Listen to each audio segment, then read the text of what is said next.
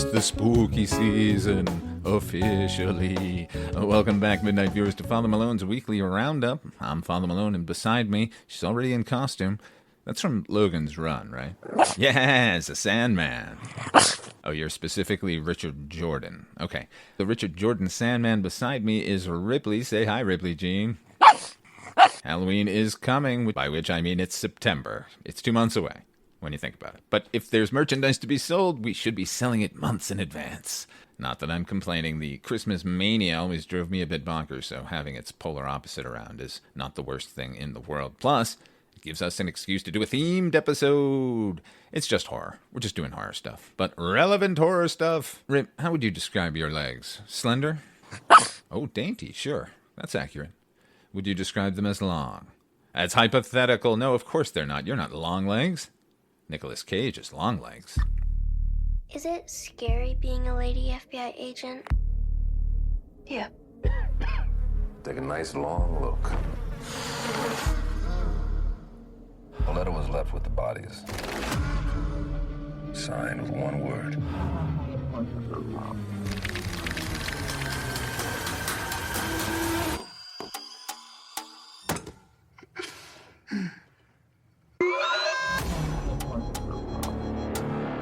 I saw a beast rise up out of the sea with 7 heads and 10 horns. And on his horns he wore 10 crowns. And on each head was written a blasphemous name. What aren't you telling me? He'll kill and kill again. I know you're not afraid of a little bit of dark. Because you are the dark. Do you still say your prayers? Number ones? They scared me. Hello?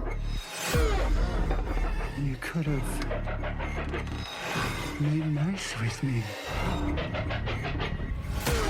But you didn't. And that has led to all of this.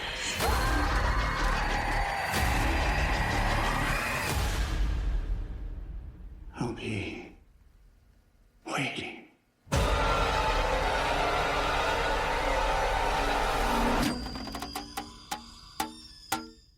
This is in current release and streaming Longlegs, written and directed by Osgood Perkins and starring Micah Monroe, Blair Underwood, and a garbage pail come to life in the form of Nicolas Cage as the eponymous Longlegs. Micah Monroe plays a newly minted FBI agent put on a years-long case involving a serial killer who doesn't actually perpetrate his crimes. Each of the victims' families have commonalities. They all have a daughter, and those daughters were all born on the same birthday. And in the end, one member of the family slaughters all of them before taking their own life. Though all the clues and several taunting ciphers left behind let the authorities know that this is all the work of one man. Osgood Perkins. Osgood Perkins is an interesting cat. Yes, he's Anthony Perkins' son, Norman Bates. My girl and I have a Lycoy named Norman Bates. Lycoy are those werewolf cats. He's perfectly named. He stares at you uncomfortably for a very long time. But putting aside Mr. Perkins' parentage, he is a filmmaker after my own heart. He makes tiny, independent, self-contained, generally slow-burn horror flicks. They're economical and thoughtful, and they can actually elicit dread, and not just real-world contemporary or period stuff either. I thought his film Gretel and Hansel was terrific. Hansel is so hot right now. That's for you, Jess. So when he set his sights on Silence of the Lambs as a framework, I was really intrigued. And it mostly pays off. Mostly. It's a period piece set in the 90s. It must be jarring for young viewers for a character to announce that they need to make a phone call and then leave the room, potentially leave the building, and find a payphone. And once they do, they're tethered there. The attention to detail, like in all of his films, is off the charts, and I really like Micah Monroe. Like Jane Levy, she feels like an accidental scream queen, which is the best kind. But she also has what I call Sienna Miller syndrome. She's a wonderful actress, but she looks like a dozen other more successful actresses all at once. If you've ever read A Scanner Darkly by Philip K. Dick, the lead character is an undercover agent. He wears this suit that's constantly cycling through personas, so you never really quite get a glimpse of who they are. That's Micah Monroe. But she's great here. I'm not taking anything away from her. I would say that the real standout of the film is Blair Underwood, just dropping in to remind everyone how fucking awesome he was and is and can be. But he is not the best thing in Longlegs. Oh no. That is Alicia Witt. She plays Micah Monroe's mom, which is bracing. I saw Dune in the theater, folks. Tiny Alicia Witt. She's all great up here, and she's a mom in Longlegs. And she's better than I've ever seen her. Sincerely. She's got maybe 10 minutes of total screen time, and she wrestles the spotlight onto herself with some incredibly naturalistic weirdness. She deserves all the awards. And more weirdo parts. I love her. But this isn't the FBI story, and it isn't the weird mom tale. No, this is about the serial killer Longlegs. Who is Longlegs? I'll tell you. He sounds a lot like the character Charlie from Peggy Sue Got Married, and he looks like he overdosed on a steroid like prednisone. Same weird vocalizations, weird misshapen head that does nothing but distract you. I've read reviews that claim he was unrecognizable. I didn't know it was Nick Cage until the end credits. Are you out of your fucking minds? There's nothing revelatory in his performance here, which I'm not saying is bad in any way. It's great, but we've seen wilder and weirder choices from Mr. Cage. This is really just stock in trade. If the movie resonates, it's not because of him, it's despite him. Nearly every interaction with Longlegs is shot from the neck down, or some other obfuscation. When I was watching it, it seemed like a stylistic choice, and maybe it is, but I for one would have filmed his shoes the entire time, rather than yank the audience so forcibly back to reality every time he's got a close-up. It's a strange thing to have committed to. He's a serial killer flying under the radar for decades. Actual serial killers can do this because, he was so quiet. He was a nice guy. Oh no, I never would have suspected. They're inconspicuous. Everybody will remember the falsetto Pillsbury Doughboy interrogating young girls about their birthdays. Everyone. There are handmade dolls that figure into the plot of this film. I kept expecting them to come to life and say, that guy's weird. Maybe it's me. Maybe you'll be swept away with the magic of heavy prosthetics. I hope you do. I wish I had. Because the movie itself is as good as you've been hearing. It's just not for the reasons you've been hearing. Much love to Ghost Rider, but he just kind of ruined it for me. Ultimately, I'm recommending this because Osgood Perkins is such a good filmmaker and he needs to keep at it. Also, Nick Cage said he won't be doing roles like this anymore, so we've got that going for us. Which is nice. Okay, Tiny Legs, time for your choice. Rips Picks. Rips Picks. I should get a Paul Schaefer-like bumper here. Remember any time they would do a bit on Letterman, they'd cut to the world's most dangerous band who'd have a theme song ready, which was usually just some wacky rave up with an organ swirling and Paul Schaefer screaming the name of the bit over and over again? HP, can you hear me? Come and listen to a dog that's hip. Here we go, it's Rips Picks, yeah! The magic of HP, everybody. I don't say enough about him. HP does every music cue on everything I'm involved in. He does the Weirding Way media bumpers you hear at the start of all the shows on the network. He's got a Bandcamp site you should be going to, and it's linked in the description. You know, HP has a dog. No, I don't think she co-hosts anything. But she can speak English. Oh my God, it's a twist! And that's the thing that comes to mind when you consider the filmmaker behind Ripley's pick. It's another current one. What's going on here? We're supposed to be doing older stuff that people can get really easily. When are we going to do Phantom of the Paradise and Dawn of the Dead? I guess when current stuff stops being so goddamned excellent. Anyway, currently in theaters and probably streaming from M. Night Shyamalan, this is Trap. Ladies and gentlemen, put your hands together for Lady Raven. Hurry, come on. Wait. I gotta tie my shoe. No, Dad jokes. This is serious. Come on. I'm sorry. Lady Raven! This slap, Dad. Thank you. This is literally the best day of my life.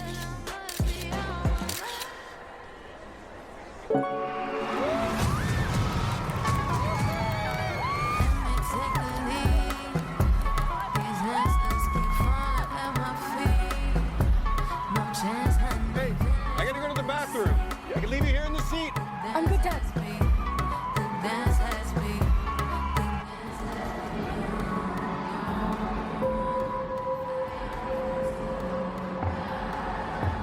Right? Hi. Psst. Cooper. Jamie. What's with all the police trucks outside? The cameras everywhere, Jamie. I'm not supposed to tell. Something happening? Don't rat me out. I won't. You know the butcher? The freaking nut job that goes around just chopping people up? Well, the feds or whatever heard that he's gonna be here today, so they set up a trap for him. This whole concert, it's a trap. They're watching all the exits, checking everyone that leaves. There's no way to get out of here.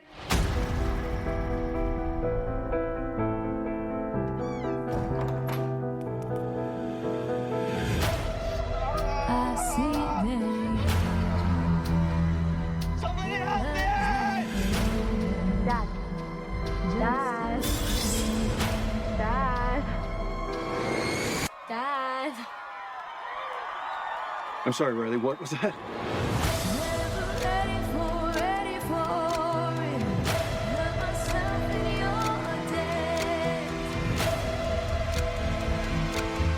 Your daughter's never gonna forget this day.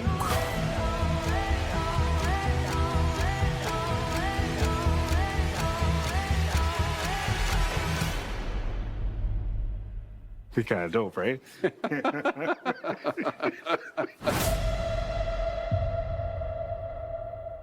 Here's the real twist, for real, for real. Shyamalan got written off too quickly. Not saying he didn't make a bunch of clunkers. I'm not even a fan of The Sixth Sense. Bruce Willis has costume changes, frequently. None of the other ghosts do that. Think about it. Dirty Pool, M. Night. He's always been best on an intimate level, which is why this film presented as if it could be more happening than Signs.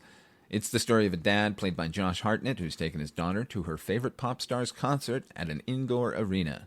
He begins to notice significant police presence and discovers that the FBI and local law enforcement are there to catch a notorious serial killer.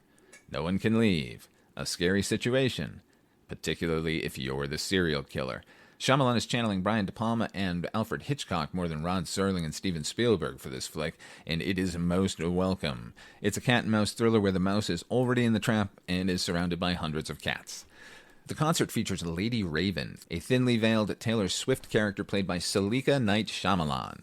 That's 2 Shyamalan children hitting the scene this year. His other daughter, Ishana, wrote and directed Watchers, which we covered a few episodes ago. Nepotism is only a negative when the beneficiary can't deliver. These kids deliver. Salika is remarkable, not only for the solid, really solid performance, but also she wrote all of her characters' songs and performed them.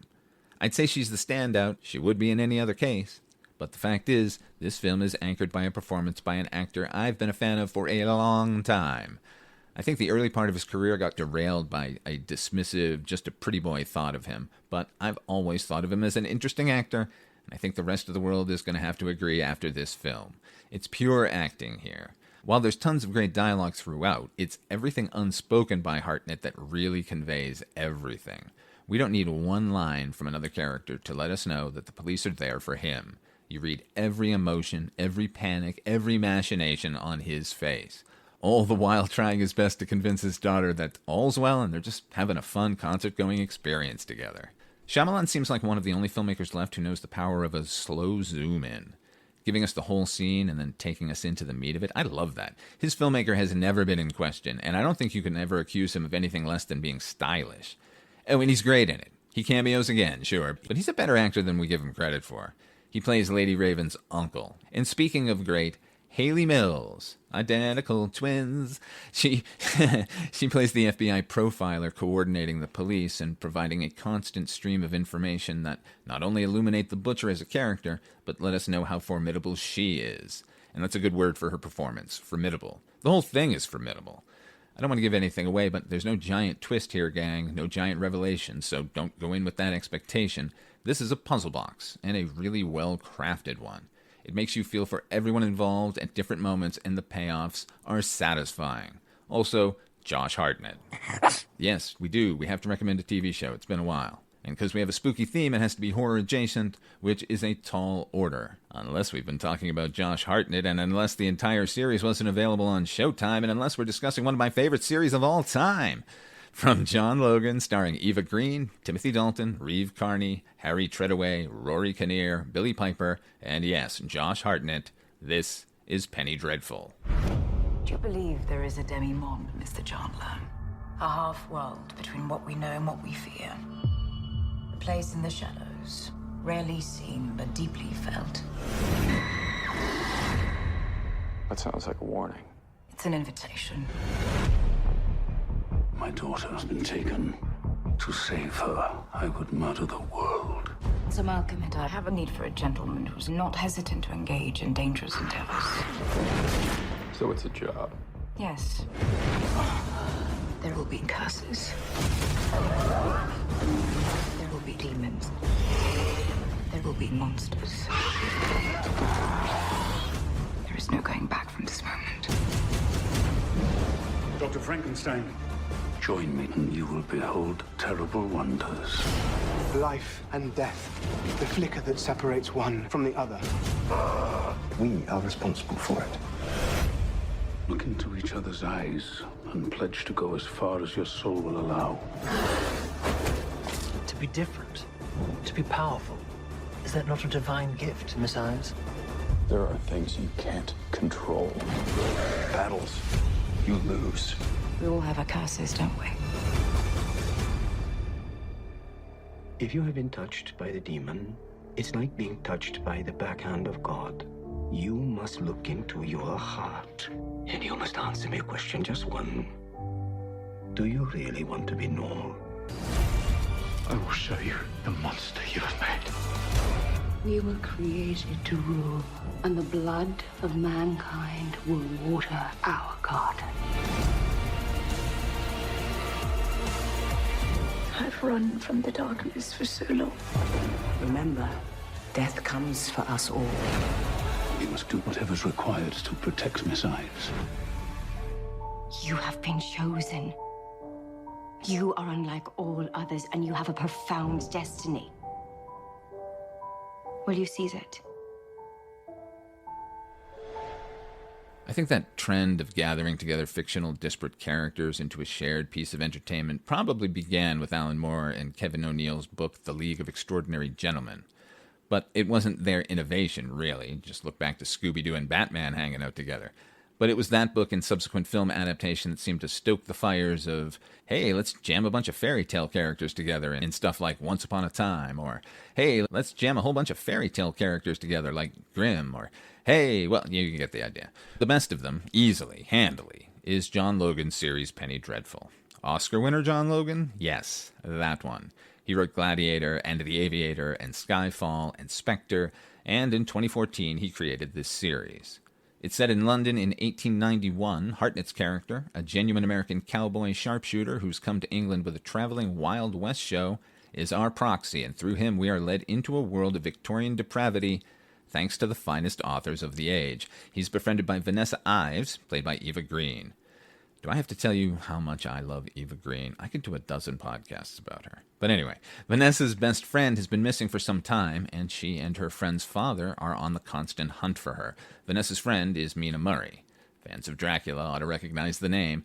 And her father, while not Alan Quatermain, he may as well be. He's an explorer and an adventurer played with his usual fucking excellence by Timothy Dalton. During their investigation through the grimy, sooty streets of nighttime London, they enlist the aid of a medical student named Victor Frankenstein and make the acquaintance of a society dandy named Dorian Gray.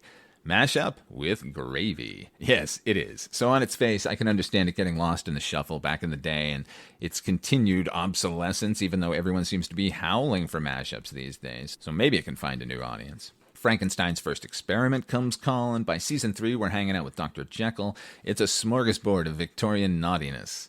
And oh, how naughty. I listen to Brett Goldstein's podcast, and he always asks his guests what's the sexiest film that they've ever seen. I'm always a bit flummoxed to choose one of my own, but if the question was sexiest television series, it's Penny Dreadful, in all its blood-soaked, depraved, and horny glory.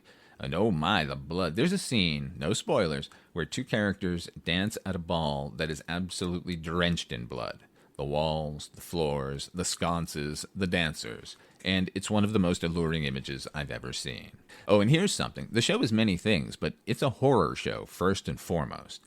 And it manages to accomplish something 99% of self-avowed horror television cannot. It's actually scary. The season 2 premiere has more genuine fright than 10 seasons of American Horror Story. Ooh, boy, I just creeped myself out remembering one of the characters. I envy you, virgin viewers. The series follows many plots, many characters, many threads, but it also doesn't skimp on illuminating the various forms of entertainment that would shape the 20th century. We spend a good deal of time at the Grand Guignol Theater. I hope I pronounced that right. I probably didn't. They spend time at a waxworks, a shadow show, early forms of animation. Logan has always had an ear for stylized period dialogue, and I think this show is his crowning achievement. Also, the production design is top-notch, movie quality. All of it is movie quality. Now, a quick caveat. The series is 3 seasons. Should have been 4. I get the sense it was plotted for 4. Logan has said he chose to end the series, but the truncated way in which the 3rd season wraps up every plot thread does not feel like the season we'd received thus far. It feels like they knew they were getting a 4th season, planned it, and then just prior to going to camera for season 3 were informed they weren't being renewed. I might be devil's advocating for Logan here, because while it is an ending, and it does satisfy the various plot threads we've been following, it feels rushed and wildly unfocused for what is such usual laser precision. It's odd, and it prevents this from being my absolute favorite show of all time, because it's this close, Ripley. I now realize that this is a topic way larger than a wrap-up episode. I may need to devote a bit more attention to the series, maybe over on the Patreon channel. Episode by episode. We can do it, Ripley. Yes, it's gray-bearded silver fox Timothy Dalton. She's in! Should I be worried about you? Anyway, Penny Dreadful, please go watch it. Give the first couple of episodes a go. It is tops as far as shared universes go, and it makes Victorian stuff scary again. That in and of itself is worth your time. You know what? Wait, I can't wrap it up. I need to scream the virtues of a couple of the performers here, and I haven't mentioned either yet. That's how fucking stacked with talent this show is. Season 2 features Helen McCrory and Sarah Green as witches. Helen McCrory, most will know as Draco Malfoy's mom in the Harry Potter films. She's icy in those films. She's everything here. Calculating, sweet, seductive, and horrifying. She could do it all, and she does it all here. She passed away a few years ago, so fuck you, death. Quit taking all the greats. Sarah Poole plays a character named Hecate, and she's a potential third side to a triangle between Josh Hartnett and Eva Green. So that's great, because unlike most romantic triangles, there's no faulty angle here. All 3 characters are super strong. And you can see the appeal of them all around. Oh, and she's horrifying. I am going to spoil something. The witches in Penny Dreadful transform into chilling creatures that remain sexy and scary in equal measure. I fucking love this series. I'm going to stop. We're going to wrap this up. Wrap up the roundup.